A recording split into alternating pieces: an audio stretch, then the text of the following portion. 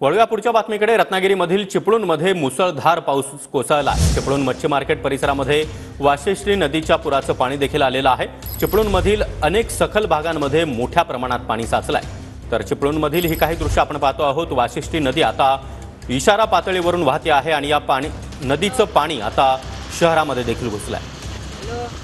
आणि या संदर्भात अधिक माहिती देण्यासाठी आमचे प्रतिनिधी कृष्णकांत साळगावकर आपल्या सोबत आहेत। कृष्णकांत, आपण पाहतोय की वाशिष्ठी नदीचं पाणी आता गावामध्ये देखील शिरलेलं आहे। मोठ्या प्रमाणात दुकानं आणि आस्थापनांमध्ये देखील हे पाणी शिरलं आहे।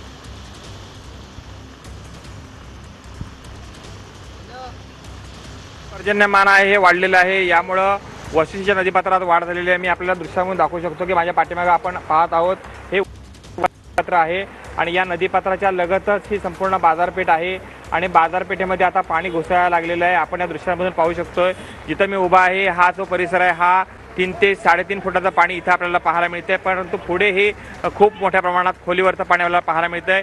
एनडीआरएफची टीम या ठिकाणी सक्रिय झालेली आहे आणि एनडीआरएफच्या टीमच्या माध्यमातून काही ठिकाणी बचाव कार्य जे आहे सुरू झालेलं आहे। काही अडकलेल्या माणसांना बाहेर काढण्याचं काम आहे हे एनडीआरएफच्या टीमने इथं सुरू केलेलं आहे।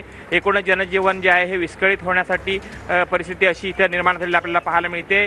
आपण पाहू शकतोय की एका बाजूनं जो बाजारपेठेत येणारा रस्ता आहे या रस्त्यावरतीच हे बाजारपेठेत पाणी नदीचं एवढ्या मोठ्या प्रमाणात येत असल्यामुळं हा सगळा परिसर इथं बंद करण्यात आलेला आहे आणि जे लोक आतमध्ये अडकलेले आहेत, जी लोकांना बाहेर पडायचं आहे अशा लोकांना एनडीआरएफच्या माध्यमातून बाहेर काढलं देखील जात आहे।